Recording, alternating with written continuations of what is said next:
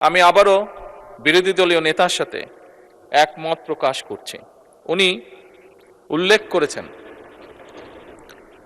করেছেন ওনার বাবা একজন কৃষক ছিলেন এবং কৃষক থাকাকালীন অবস্থায় কি এরকম সমস্যা ফেস করেছেন এই দেশের কৃষক, সেটি সেই সময় হোক, এটি বর্তমান সময় হোক। মাননীয় স্পিকার, এই সকল বিষয়গুলো ওনারা যেমন দেখেছেন, এই সকল বিষয়গুলো আমরা এখানে উপস্থিত প্রত্যেকটি মানুষ, প্রত্যেকটি সংসদ সদস্য আমরা দেখেছি। আমরা প্রায় প্রতিটি সংসদ সদস্য বিভিন্ন সময় 1 মাস 25 দিন যে আমরা সংসদ অধিবেশন হয়েছে, এই সময়ের মধ্যে প্রায় বলা যায় প্রত্যেক সদস্যই তার বক্তব্যের শুরুতে বিভিন্ন পরিস্থিতির বিভিন্ন বক্তব্যে বিভিন্ন সময় বিভিন্ন শহীদদের আত্মার মাগফিরাত কামনা করেছেন, তাদের কথা উল্লেখ করেছেন। আমরা শ্রদ্ধা নিবেদন করলাম, শ্রদ্ধা নিবেদন করেছি। ইনশাআল্লাহ ভবিষ্যতেও আমরা শ্রদ্ধা নিবেদন করব। কিন্তু মাননীয় স্পিকার, শুধু কি শ্রদ্ধা নিবেদন করলেই শহীদদের প্রতি আমাদের কর্তব্য শেষ হয়ে যাবে? অবশ্যই নয় মাননীয় স্পিকার।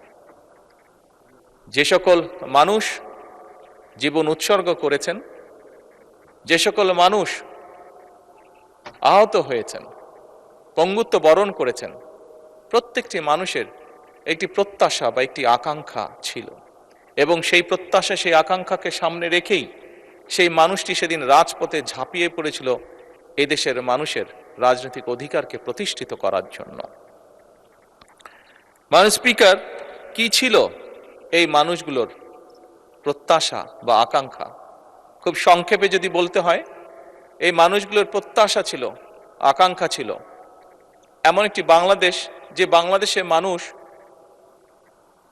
মুক্তভাবে কথা বলতে পারবে, আরেকজনের ব্যক্তি স্বাধীনতার প্রতি সম্মান রেখে নিজের মতামতকে প্রকাশ করতে পারবে। এই মানুষগুলির প্রত্যাশা ছিল এমন একটি বাংলাদেশ যেখানে তারা তাদের যোগ্যতা অনুযায়ী তারা তাদের কর্মসংস্থানের ব্যবস্থা করতে পারবে, তাদের জীবন পরিচালনা করতে পারবে।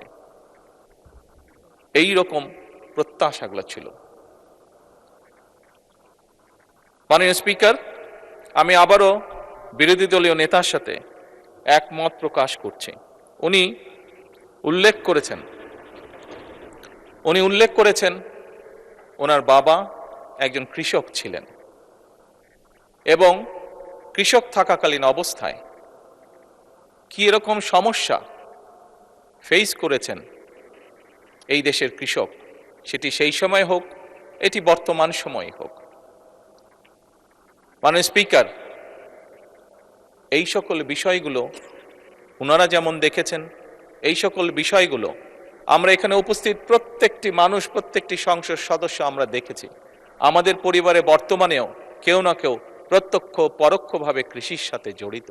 আমরা যে গিয়েছি 12 তারিখের নির্বাচন, আমরা 12ই ফেব্রুয়ারি নির্বাচন হোক, 1991 সালে নির্বাচন হোক, 2001 সালে নির্বাচন হোক, 1996 সালে নির্বাচন হোক, প্রতিটি নির্বাচনে এখানে উপস্থিত প্রত্যেকটি মানুষ আমরা গ্রামে গিয়েছি, খেতে গিয়েছি, কৃষকের কাছে ভোট চেয়েছি, কৃষাণীর কাছে ভোট চেয়েছি, সকল প্রকার মানুষের কাছে আমরা ভোট চেয়েছি। আমরা জানি আমাদের কৃষক ভাইদের কি অবস্থা।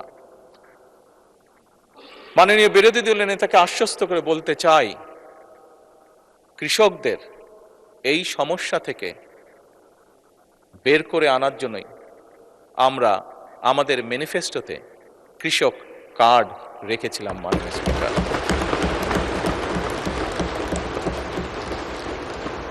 আবারও নির্দ্বিধায় বলতে হবে, আল্লাহ রব্বুল আলমীর কাছে শুকরিয়া আদায় করা ছাড়া কোনোই উপায় নেই। আল্লাহর রহমত ছিল বলেই বাংলাদেশের মানুষের সমর্থন নিয়ে আমরা সরকার গঠন করার পরে দ্রুততার সাথে আমরা চেষ্টা করেছি সেই কৃষক ভাইদের পাশে দাঁড়ানোর জন্য।